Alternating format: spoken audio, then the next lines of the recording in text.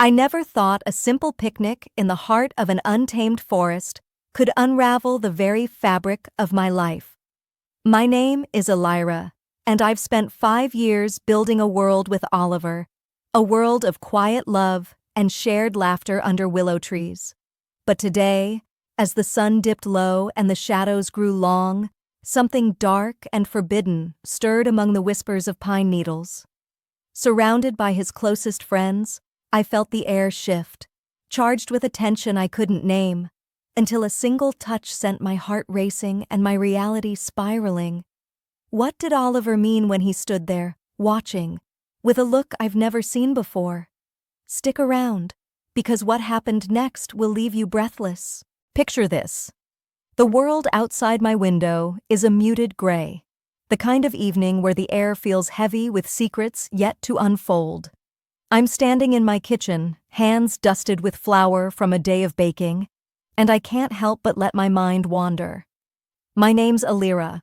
I'm 32, and I've been married to Oliver for 5 beautiful, sometimes challenging years. There's a warmth in saying his name, a quiet strength that anchors me even on days when the world feels a little too big. I want you to know me, to feel the rhythm of my life before everything shifts, because that's where this story begins, in the steady heartbeat of the everyday. Oliver and I, we've carved out a life that's uniquely ours, especially on weekends when the world slows down just enough for us to breathe. He's got this deep, unshakable love for nature, for the way the earth smells after rain, or how sunlight filters through a canopy of leaves.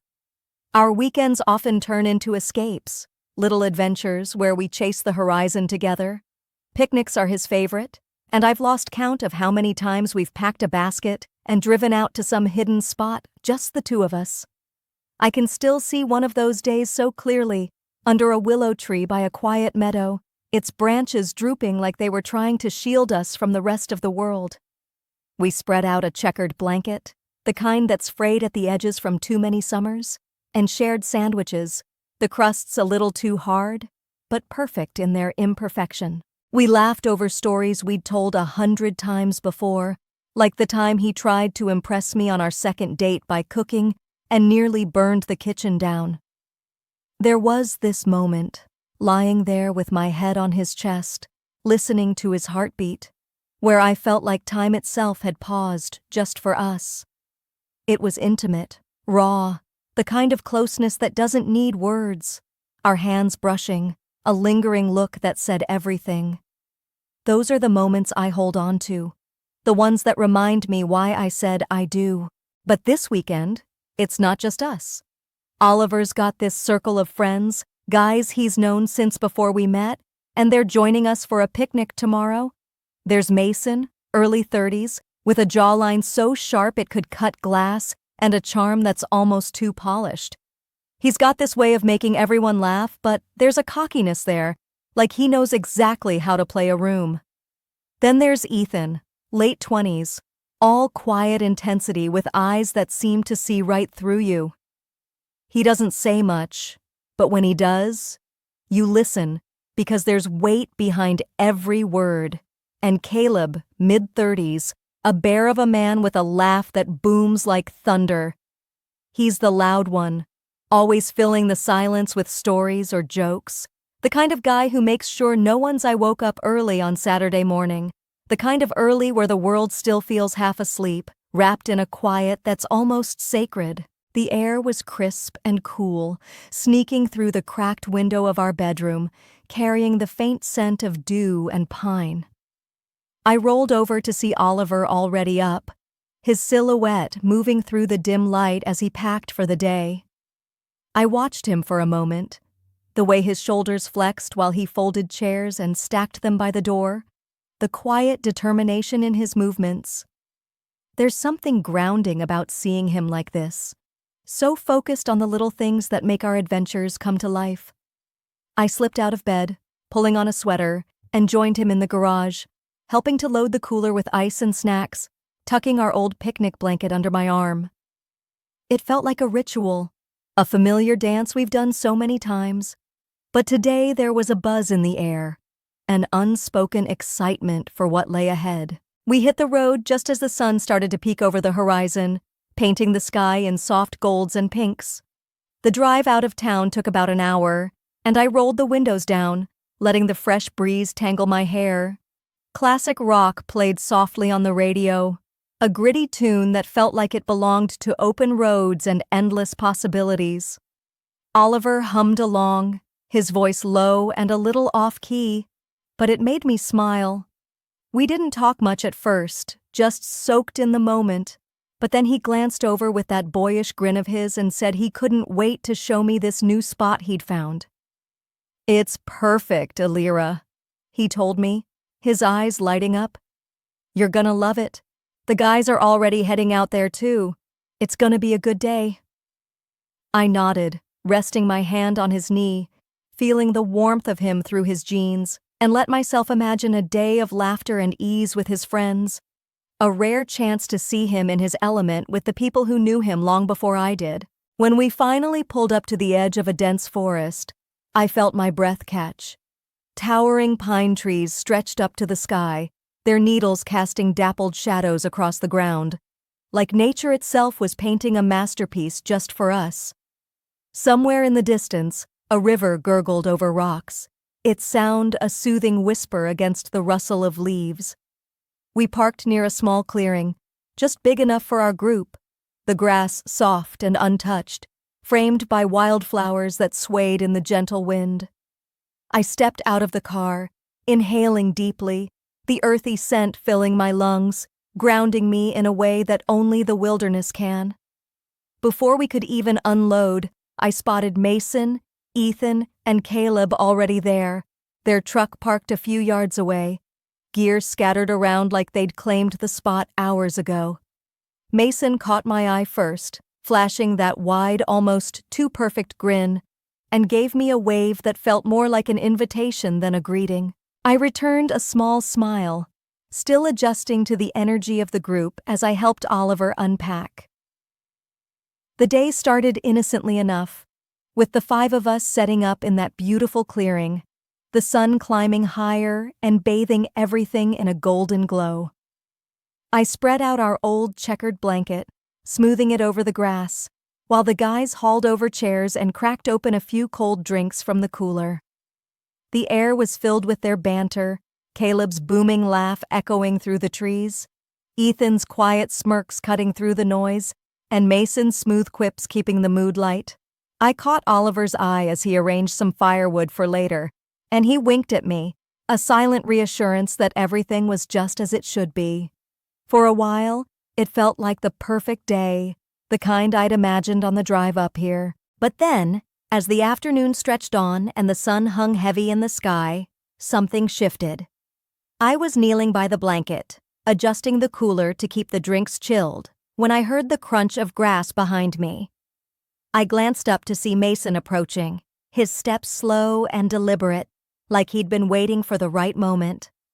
That charming smile of his was still there, but now it carried an edge, a sharpness I hadn't noticed before, like a blade hidden under silk. He stopped just a little too close, towering over me, and I felt the air between us thicken. His voice dropped to a whisper, low and intimate, as he leaned in. "Your husband said you're up for some fun," he murmured, his hand brushing along the back of my neck, light but deliberate. A shiver raced down my spine, cold and hot all at once, and I froze, my breath catching in my throat. Did I hear him right? What did he mean by that? My mind spun, grappling with the weight of his words, the implication hanging heavy like storm clouds rolling in. Before I could even form a response, before I could push him away or demand an explanation, I felt a presence on either side of me. Ethan and Caleb had appeared, silent as shadows, their nearness sudden and overwhelming.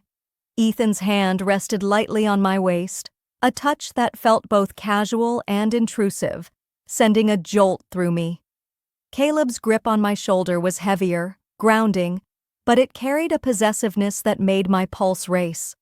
I was caught between them, their closeness suffocating yet strangely electric, like a current running through the air. My heart pounded in my chest, A wild drumbeat, as confusion and shock flooded through me. What was happening? How had this moment spiraled so far from the innocent picnic I'd envisioned? Every instinct screamed at me to pull away, to stand up and walk back to safety, to the norms I'd always known. Society's rules echoed in my head. Don't let this happen. Don't cross this line. And yet, deep down, there was something else. A forbidden curiosity stirring, a dark whisper of desire fueled by the raw, untamed beauty of the forest around us. The wildness of nature seemed to mirror something inside me, something I'd never dared to acknowledge before. I turned my head, desperate for an anchor, searching for Oliver. My eyes found him standing by a tree near the fire pit, his figure half shrouded in the dappled light filtering through the branches. He wasn't rushing over to stop this, wasn't shouting or showing any sign of anger. Instead, he was watching us intently, his gaze fixed on the scene unfolding before him.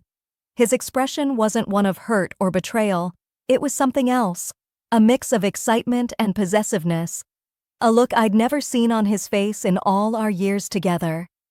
My stomach twisted as our eyes met, and then he gave a slight nod, almost imperceptible, before speaking in a curt, commanding tone. "Keep going," he said, his voice cutting through the tension like a knife. Those two words hit me like a physical blow, the realization crashing over me in waves. He wasn't just okay with this, he was complicit. This wasn't a spontaneous mistake or a misunderstanding. This had been, and just like that it was over. The whirlwind of intensity that had swept me up moments ago dissolved as quickly as it had begun. I'm still here, kneeling on the soft grass in this secluded clearing, my breath shallow and uneven, trying to piece myself back together. My hands tremble as I tug my shirt back into place, the fabric catching on my skin, damp with the heat of the moment. My hair is a tangled mess, strands clinging to my neck and face, woven with tiny leaves from the forest floor, as if nature itself marked me during those stolen minutes. The cool grass beneath my knees is the only thing keeping me tethered to reality, its dampness seeping through my jeans, grounding me when my mind feels like it's spiraling into 1,000 different directions. I glance up, my vision still hazy, and see Mason, Ethan, and Caleb stepping back, their movements casual, almost indifferent. They adjust their clothes with an ease that stings, as if what just transpired was nothing more than a fleeting game, a momentary diversion in the grand scheme of their day. Mason smooths his shirt with a smirk, Ethan tucks a stray lock of hair behind his ear, and Caleb rolls his shoulders like he's shaking off a minor inconvenience. They don't even look at me as they drift back toward the checkered blanket spread out near the cooler. The crackle of the fire Oliver had started earlier cuts through the heavy silence that hangs over us now, a silence so thick it feels like it could choke me. I hear the pop of beer cans being opened, the low murmur of their voices as they laugh about something completely unrelated, some trivial story or joke that has nothing to do with the storm raging inside me.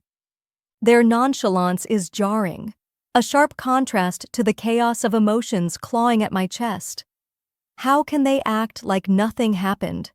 How can they just move on while I'm still here, frozen, trying to make sense of the boundary we just crossed? My gaze shifts, almost instinctively, back to Oliver. He's still there by the tree, his silhouette framed by the flickering light of the fire pit.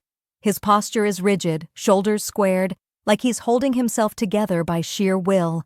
But his eyes, those eyes that have always been my safe harbor, seem softer now, carrying something I can't quite decipher. Is it regret? Satisfaction? Something deeper I'm too afraid to name? My heart thuds painfully as he starts to move, stepping away from the tree and walking toward me. Each step he takes is slow, deliberate, the crunch of leaves under his boots echoing in the quiet, amplifying the anxiety that's already twisting my insides. What will he say? What does he think of me now, after witnessing everything? My mind races with possibilities, none of them comforting. Was this some kind of test I've failed miserably? Or was it something he truly wanted? Something he'd planned in the shadows of his thoughts? The uncertainty gnaws at me, each of his approaching steps tightening the knot in my stomach. I feel exposed, vulnerable, like I'm standing on the edge of a cliff, waiting to see if I'll be pushed off or pulled back to safety. I try to steady my breathing, but it's no use. My hands are still shaking as I brush a leaf from my sleeve, a futile attempt to regain some semblance of control.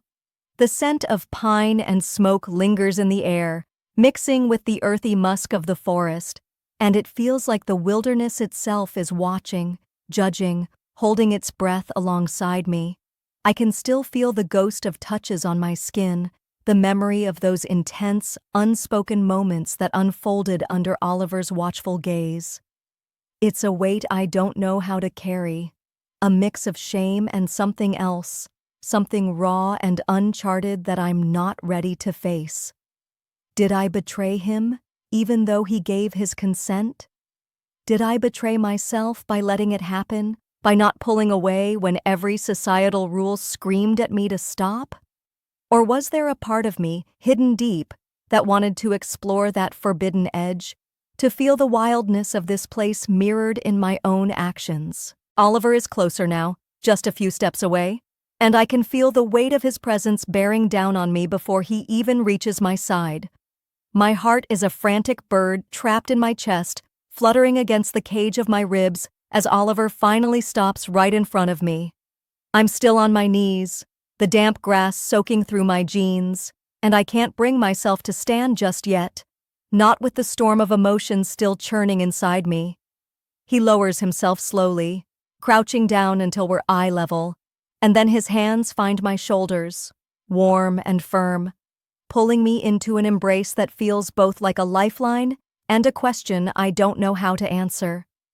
His chest presses against mine, the steady rhythm of his breathing a stark contrast to my own ragged gasps, and for a moment, I let myself melt into the familiarity of him, the scent of pine and smoke clinging to his shirt, grounding me in a way I desperately need. But then he pulls back slightly, just enough so that his hands remain on my shoulders, anchoring me as his gaze locks onto mine.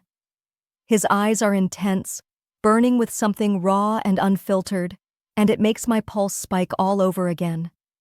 I can't look away, even if I wanted to. There's a pull there, a magnetic force that holds me captive. His face is close, so close I can see the faint lines of tension around his mouth, the way his jaw clenches for a split second before he speaks. His voice comes out low and steady, a quiet rumble that seems to vibrate through the air between us. "Next time, we'll do this under the open sky at night," he says, each word deliberate, like he's carving them into the very fabric of this moment. Those words hit me like a wave crashing over jagged rocks, sharp and cold, dragging me under before I can catch my breath. Next time. The promise of repetition, the clear, unapologetic acknowledgement that what just happened wasn't a fleeting mistake, a slip in judgment we could brush under the rug and pretend never occurred. No, this was intentional, a shift, a deliberate crossing into uncharted territory. My mind reels as the weight of it sinks in, settling heavy in my chest. This wasn't just a moment of weakness, it was a choice, a new path we've stumbled onto together, and Oliver's calm acceptance of it shocks me to my core. There's no hesitation in his voice, no trace of doubt in his eyes, just this quiet certainty that makes my stomach twist in ways I can't fully name. A flood of emotions surges through me, each one battling for dominance as I try to make sense of where we stand now. There's shock, sharp and biting, at how easily he's embraced this change, how he's already looking ahead to another time, another place, as if this is just the beginning. There's fear, too, a deep, gnawing dread about what this means for us, for our marriage, for the life we've built over the past 5 years. What happens when the dust settles and we're forced to face the consequences of this boundary we've shattered? Will we still recognize each other on the other side? Will the foundation we've laid, those quiet picnics under willow trees, the laughter over burnt dinners, the way his heartbeat felt under my cheek, still hold, or have we cracked it beyond repair? And yet, beneath the fear, beneath the uncertainty, there's something else. A strange, undeniable thrill that flickers to life at the thought of doing this again. The image he painted, of us under a starlit sky with no canopy to shield us, no trees to hide behind, sends a shiver down my spine that isn't entirely born of dread. It's raw, exposed, the kind of vulnerability that strips you bare, and I can't deny the pull of it, the way it tugs at something deep and untamed within me. I search his face, desperate for any sign of regret, any hint that he's as torn as I am, but I find none. Instead, there's a quiet determination etched into his features, a spark of desire that mirrors the one I felt earlier, the one I'm still grappling with now. His eyes hold mine, unwavering, and in that moment, I feel the ground beneath me shift in a way I can't quite grasp. It's as if the forest itself is holding its breath, waiting to see what I'll do next. But I don't have an answer, not yet, so I just nod, a small, almost imperceptible movement, and let the weight of his words settle into the space between us. We stand there for a heartbeat longer, locked in a silent understanding, before he helps me to my feet. My legs feel unsteady, like I've just stepped off a boat onto solid land, but his hand on my arm steadies me as we turn back toward the group. Rejoining Mason, Ethan, and Caleb feels like stepping into a dream, a surreal haze where nothing quite fits. We settle back onto the checkered blanket, as if the world hasn't just tilted on its axis. I sit cross-legged, the grass still damp beneath the fabric, and pass around a plate of sandwiches, my hands moving on autopilot. The guys are back to their usual rhythm, their voices weaving through the air like nothing's changed. Caleb's telling some loud, over-the-top story about a fishing trip gone wrong, his laughter booming through the clearing, while Mason throws in sly comments that make even Ethan crack a rare smile. I force a grin when Caleb glances my way, nodding along to his punchline, but inside, I'm miles away. My mind keeps looping back to Oliver's promise, those words about the open sky at night playing over and over like a song I can't shake. I steal a glance at him, sitting just to my left, and catch the way he's watching me, not with concern, but with something quieter, deeper, like he's already picturing what's ahead. The sun begins its slow descent, dipping low on the horizon and casting a golden glow over the river in the distance. The light dances on the water, turning it into a shimmering ribbon of amber and bronze. And for a moment, I let myself get lost in the beauty of it. It's a fleeting escape from the storm in my head, a reminder of why I've always loved these escapes into nature with Oliver.